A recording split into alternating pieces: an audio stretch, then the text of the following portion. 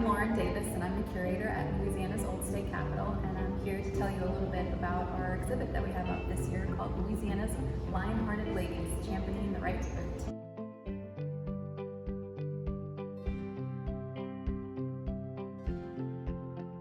Well, this year is the 100th anniversary that women got the right to vote from the 19th Amendment.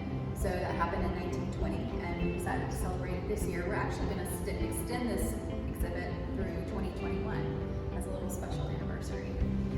There were a lot of people around the nation who really fought hard, and in Louisiana we had several women. In particular, these two sisters here, Kate and Jean Gordon, they were from New Orleans. They were two of the biggest suffrage leaders. Now, they specifically were interested in suffrage that would be passed on the state level. They wanted Louisiana to make the rules about who could vote, as opposed to having the federal government make those rules. There's a reason for that we'll talk about in a little bit. And some of these other ladies down here, one of the most interesting ones is Sylvanie Williams. She was an African American woman, and a lot of the suffrage clubs that were popping up around this time were segregated in Louisiana, so only white women could join some, and she started one for African American women. It was called the Phyllis Wheatley Club, and it helped women get educated about voting, but also about skills they might need to get jobs and things like that. The word suffrage refers to the right to vote, getting the right to vote. So these women and men who were fighting for suffrage called themselves suffragists.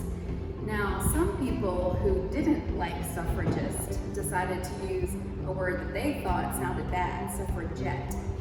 They were basically making fun of these women, trying to act like they were something cutesy and silly, a suffragette. But after a while, a lot of these women decided to take on that word, and they were proud of it. They were proud of being suffragettes. A lot of times the women who were a little more militant about how they were asking for the vote were often referred to as the suffragettes. They were the ones that might be outside picketing, that kind of thing. Whereas the suffragists were often, they were out there passing out ribbons, maybe passing out newsletters, information, trying to educate people. They would often put out advertisements or posters, postcards, things like that, with pictures of silly cats on them, implying that women were just as silly as a cat. They weren't loyal and good like a dog. And even just like with the word suffragette, a lot of women decided to take that image and use it for their own devices. In fact, whoever this woman was that owned this little tiny silver match holder, she was actually a British woman because this came from Great Britain, she put on it, let's see if we can read it the best, "Suffragettes, more than a match for any man." So whoever that woman was decided to take that word, she was proud of it, and she had it engraved on her match holder. One of the big events that happened, not in Louisiana, but on a national level, was a huge march that took place in Washington, D.C. in 1913. And each state was asked to send a delegation of women. So, for instance, Louisiana sent this was part of the delegation, these ladies right up here in that image. And then the image on the side is one of the headlines of our local newspaper saying these are the women that participated in the march. And they were asked to wear smart suits, something that made them look organized, intelligent, and ready for the battle. They often wore sashes like this one. They might have carried signs. Women often had pins, and they would hand out pins to other people, similar to these little pins right here. Many of them joined different groups, specific parties or clubs, and so then they would have pins for their example. The Women's Suffrage Party was one of the large clubs that was promoting suffrage. And this right here, this suit, is an example of a typical, we don't know who wore this or where she wore it to, but it's in the collection of the Textile Museum at LSU. And it was typical of a suit that would be worn for a woman at the time. And one of the things we liked about it was not only was it exactly the kind of thing that a woman likely would have worn in a march, but it's a dark purple color. And that dark purple and yellow and white, purple, yellow, and white, were the three colors that were chosen for the American suffrage movement. So a lot of times that's why you see these yellow sashes and yellow or purple pins, things like there were a lot of women who were interested in getting suffrage, but they wanted it passed on the level of their state.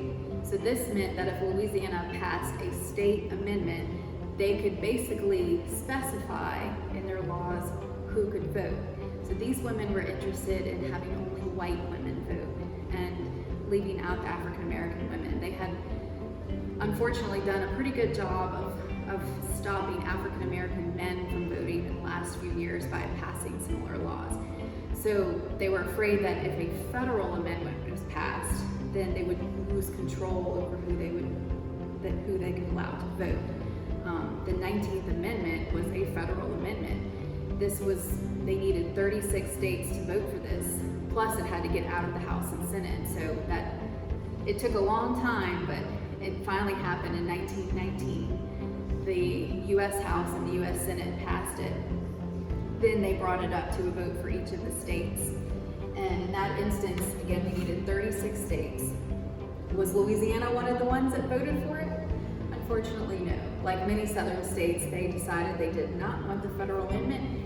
Even if they wanted women to vote, they didn't want it from the federal government. So right here in this building, in the old state capitol, which was at the time it's the State House, they did not pass the amendment. But that didn't mean that Louisiana women couldn't vote. 36 states eventually voted. Tennessee was that 36th state, and that happened in August. So on August 26th, the final amendment went through, it went into effect, and women could start registering to vote, which they did in 1920. This particular registration right here just happens to be my 2 times great-grandmother, Virginia Harper Davis, and she registered as soon as possible in New Orleans.